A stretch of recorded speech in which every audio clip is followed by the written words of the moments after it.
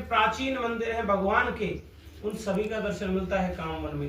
9 देवी, 12 ज्योतिर्लिंग, केदारनाथ, बद्रीनाथ, गंगोत्री, यमुनोत्री, यहाँ तक श्रीलंका में जो रावण की अशोक वाटिका थी वो भी कामवन में है। तमिलनाडु में जो रामेश्वर महादेव है वो भी कामवन में। राम जी ने जो पुल बनाया था उस पुल के पत्थर भी यहाँ पर हैं। ऐसा कुछ नहीं है कामवन में, ये भगवान कृष्ण के द्वारा स्वयं प्रकट हुआ कामवन है। ये जहां अभी आप बैठे हो ये वो पावन स्थल है जहां हमारे ठाकुर के 2 युगों के चिन्हों का दर्शन है। प्रथम तो हमारे ठाकुर के हाथ से बने 2 थाली, 2 कटोरे का दर्शन है, जो कि इतने ज्यादा इंपॉर्टेंट नहीं है। जिससे ज्यादा है ये शिला, जिसका आप दर्शन करेंगे कि त्रेता युग जब शुरू हुआ था तब अयोध्या के राजा हुए थे कोबलाश। राम जी से भी कई पीढ़ी पहले, 4वीं 5वीं पीढ़ी में राजा हुए थे। तो उन राजा की कोई संतान नहीं थी। वृद्धावस्था में जाकर के राजा की एक बेटी हुई थी जिसका नाम रखा था उन्होंने कृष्णावती। कृष्णावती जब बड़ी हो गई तो राजा कोबलाश ने अपनी बेटी की शादी करने की सोची। तो उन्होंने राजा सूरसेन के साथ कृष्णावती की शादी इस शर्त पे कराई कि तुमको मेरे घर पे घर जमाई बन के रहना पड़ेगा। तो राजा सूरसेन घर जमाई बने हैं राजा कोबलाश के। कृष्णावती के साथ अयोध्या में जाकर रहने लगे।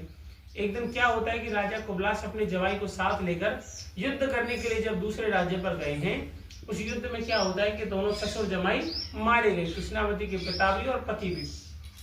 कृष्णावती अकेली हो गई।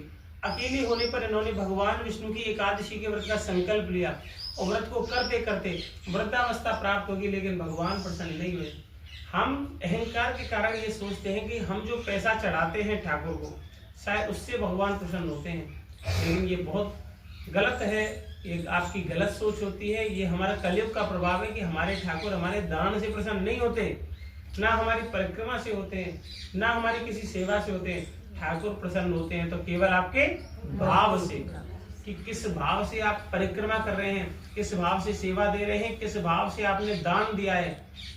ठाकुर केवल भाव का दान देते हैं। नहीं तो मंदिर में जाकर देखते हैं, जैसे वैष्णो देवी हम गया, वहां जाकर देखते बहुत बड़ा मंदिर है, यहाँ तो मंदिर के हिसाब से सेवा करना हुआ, लेकिन वैष्णो देवी से नीचे है कोई छोटा मंदिर देगा उस मंदिर के हिसाब से।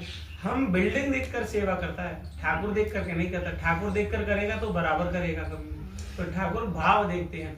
एकादशी के ही समय जब ये कृष्णावती मैया स्नान करने के लिए सरयू नदी में गई और जब स्नान करके बाहर निकली, क्या देख रही है कि भगवान श्री हरि विष्णु चतुर्भुज रूप में प्रकट हुए और कृष्णावती से बोले हैं कि हे भक्त शिरोमणि कृष्णावती, आज मैं तुमसे बहुत प्रसन्न हूँ, तुम मुझसे कुछ वरदान मांगो।